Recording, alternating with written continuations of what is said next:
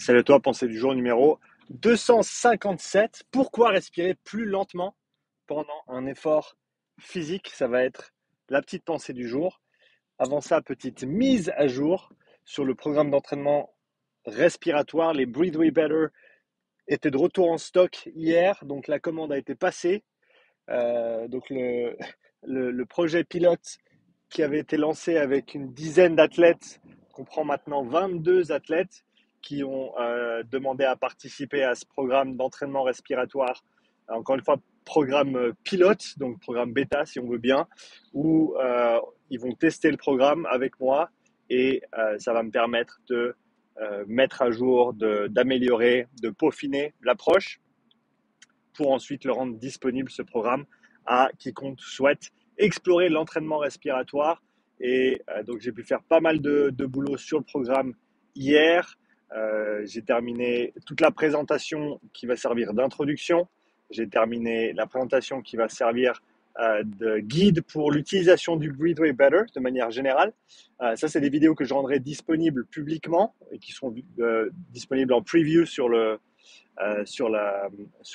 programme également, parce que même si les gens ne participent pas au programme, eh ben, j'espère que ces vidéos leur serviront à comprendre l'intérêt de l'entraînement respiratoire et au grand minimum, bien utiliser le Breathe Way Better, en tout cas l'utiliser pour ce qu'il est fait, et en tirer le maximum. Donc voilà, ça c'est des vidéos qui seront enregistrées dans les 2 prochains jours.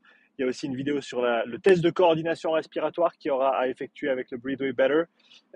Et une vidéo encore auquel je dois penser pour l'utilisation du métronome par rapport aux fréquences respiratoires et selon les intervalles, en sachant que pour l'instant, leur application à Breathe Way Better n'est pas 100% prête.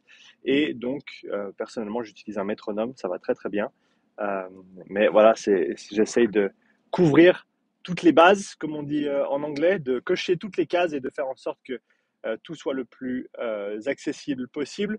Et une fois que ça se sera fait, donc ça c'est vraiment la base, si on veut bien théorique, et pour donner les cadres au programme, le programme ensuite consistera de entre 2 ou jusqu'à 4 entraînements spécifiques Breathe Way Better chaque semaine, avec différents focus, avec des progressions sur différents éléments, les 4 séances types qui sont technique / volume.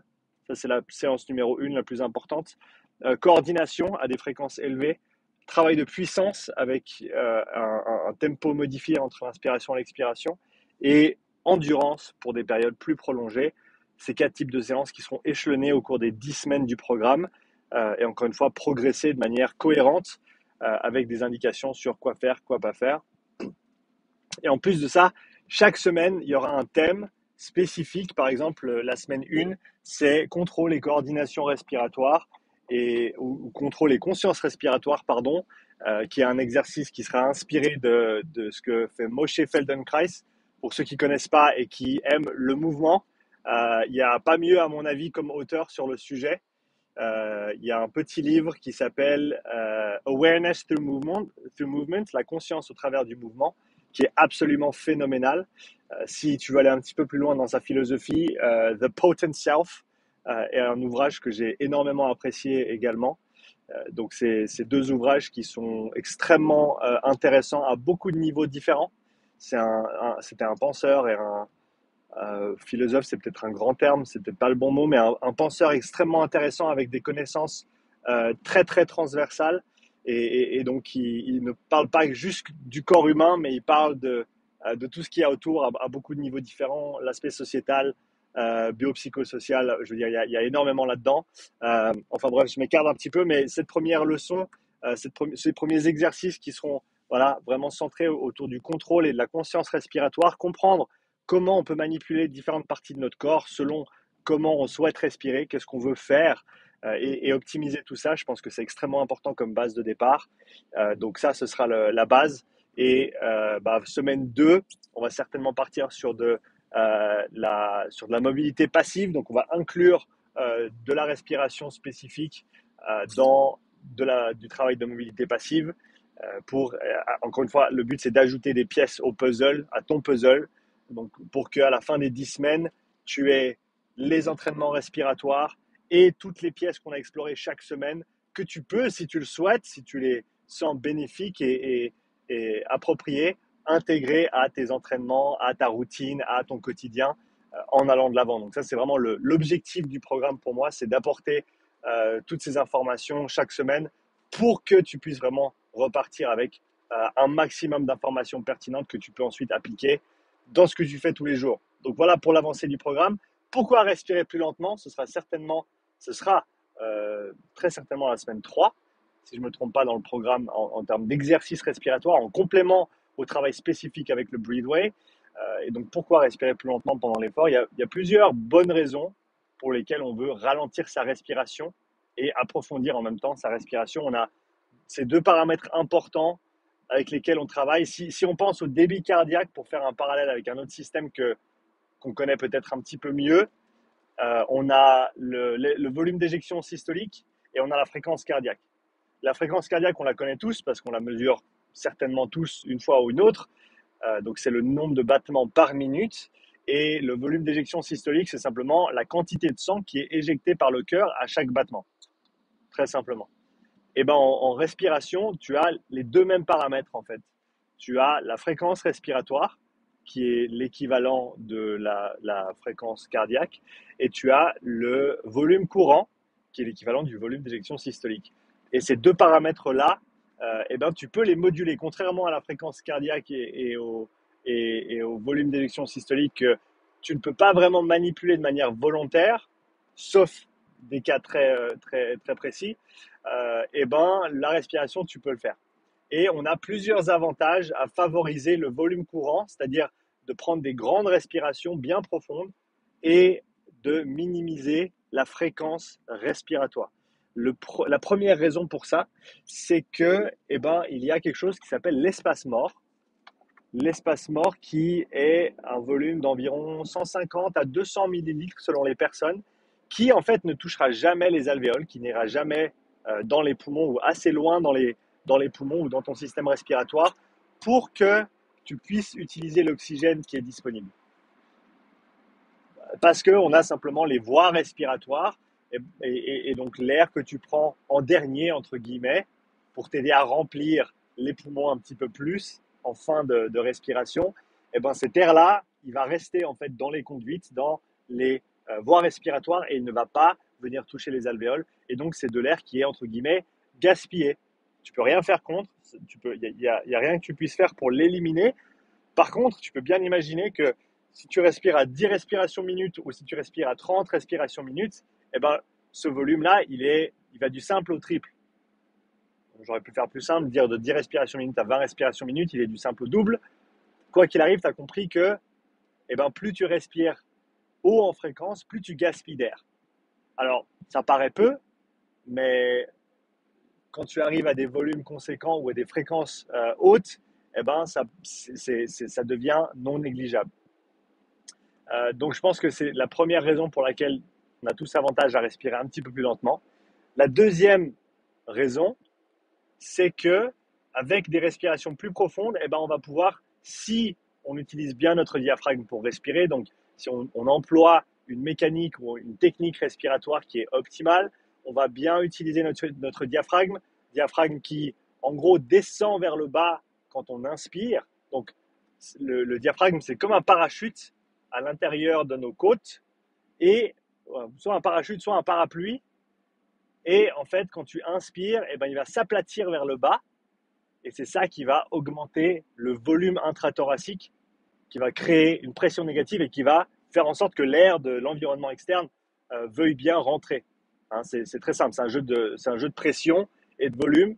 Et donc, si tu respires bien profondément, en utilisant bien ton diaphragme, eh ben, tu vas pouvoir complètement remplir tes poumons. D'ailleurs, je te laisse l'essayer là, maintenant, tout de suite. Prends une respiration juste en haut ici, une toute petite inspiration qui ne va vraiment pas descendre très bas. Et tu sens que l'air, il va vraiment juste en haut ici, alors que si tu inspires avec ton diaphragme, tu tires le diaphragme vers le bas, tu inspires profondément, et ben, tu vas sentir ces poumons bien se remplir. Et même si tu le sens pas très bien, parce qu'on n'a pas vraiment beaucoup de sensations à ce niveau-là, tu vas pouvoir en être un petit peu plus conscient ou consciente.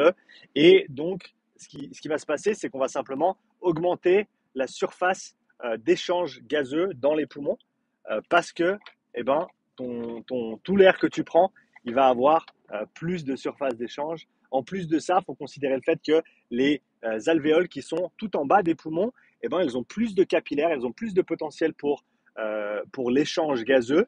Et donc, si on peut les atteindre, on va avoir une meilleure économie, un meilleur transfert, une meilleure efficience. À tous ces niveaux, ça a du sens de respirer plus lentement et plus profondément. Voilà, respirer plus lentement, c'est encore une fois, c'est un des deux paramètres, mais avec ça, il faut aussi respirer plus profondément. La troisième raison pour laquelle tu voudrais théoriquement respirer plus lentement et plus profondément, c'est que tu vas avoir une rétention de CO2 qui est un peu plus importante avec une respiration qui est plus lente.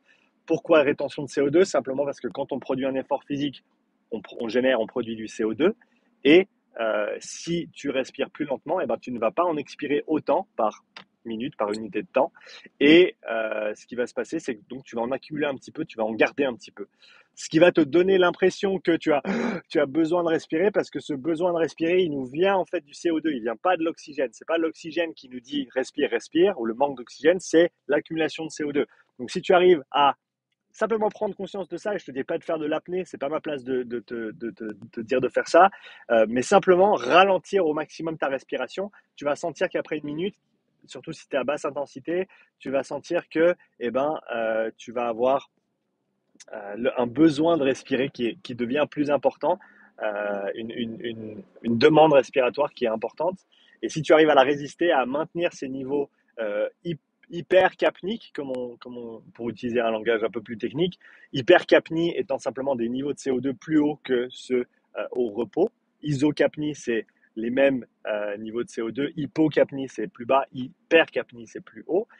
Tu vas maintenir ces niveaux capniques et ça va permettre un meilleur transfert de l'oxygène depuis les capillaires vers les muscles. Et ça, on peut le voir. J'ai eu l'opportunité de le voir sur le Moxy, de le voir sur le VO2 Master également. D'ailleurs, c'est certainement un exercice que je referai dans le contexte du programme d'entraînement respiratoire pour simplement illustrer en fait le fait que si tu respires plus lentement, si tu en gros ralentis volontairement ta respiration pendant un effort physique, commence toujours avec les efforts de basse intensité, eh ben, tu vas devenir plus efficient au niveau métabolique et qui dit plus d'oxygène, dit potentiellement plus d'oxydation des graisses, vu que l'oxydation des graisses en dépend, et potentiellement, eh ben, encore une fois, plus d'économies sur la durée de ton effort et des adaptations potentiellement un chouïa plus intéressantes de ce côté-là. Donc ça, c'est les trois raisons principales que je cite généralement pour justifier une respiration plus lente. Il y a très très peu de situations où je recommanderais une respiration beaucoup plus rapide et avec moins de volume en fait. Donc quand il faut respirer vite, il faut respirer vite. Mais à mon avis, le facteur volume, il doit toujours être maximisé ou je vais dire quasi maximisé parce que tu ne veux pas employer 100% de ta capacité respiratoire à chaque respiration. Ça, c'est pas efficient. Ça, c'est pas efficient. Simplement parce que, en fin d'amplitude respiratoire, et ça, c'est quelque chose qu'on explorera également dans le programme, en fin d'amplitude respiratoire, la demande, le coût énergétique, si tu veux bien, n'est pas le même qu'en début de respiration. Et donc, de pousser chaque respiration vers le maximum absolu, à part si c'est dans un contexte de développement technique et de volume, qui sera le cas pour certaines des séances Breathway, ça va pas être le plus efficient parce que ça va te coûter un petit peu plus. Donc, si tu essaies de l'entraîner, c'est bien que ça te coûte un petit peu plus. Si tu essaies de juste performer, c'est pas le mieux. Donc, il y a ça à prendre en compte. Donc, voilà quelques éléments sur la respiration. Je sais qu'en général, vous êtes assez friand de tout ça. Donc, laisse-moi un petit commentaire si tu as d'autres questions sur le système respiratoire, étant donné que là, on va bientôt se lancer dans ce programme de 10 semaines avec la vingtaine d'athlètes et que je vais vraiment avoir la tête là-dedans également avec la création de la nouvelle formation sur le système respiratoire qui, elle, sera orientée théorie pour les coachs. Donc, comprendre la structure, la fonction ou les fonctions et les limitations et les entraînements du système respiratoire. Ça va être une formation assez conséquente que je prévois de construire ces prochains mois. Et ben voilà, si tu as d'autres questions sur le système respiratoire, fais-m'en part dans les commentaires. Comme ça, je pourrais m'y atteler et j'espère répondre à tes questions et également orienter mes recherches et la construction du programme pour cette formation sur le système respiratoire et également le programme d'entraînement respiratoire. Voilà, si tu as apprécié le contenu, laisse un petit like, comme d'habitude, c'est gratuit, tu peux toujours changer d'avis, donc abonne-toi à la chaîne si ce n'est pas déjà fait, et je te souhaite une très très bonne journée. À la plus.